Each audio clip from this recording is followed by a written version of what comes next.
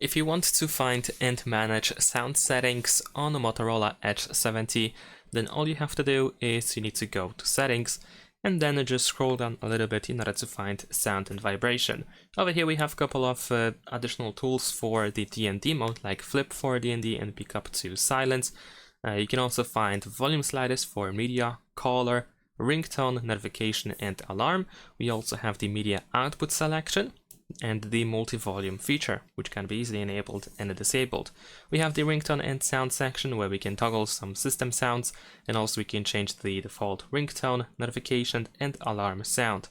We have the vibration section where we can toggle and manage vibrations for the phone.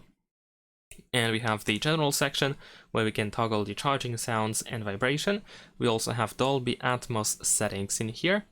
We have Crystal Talk AI, the media section where we can just pin a media player in quick settings so that it is accessible over here, for example, if you play some songs, for example.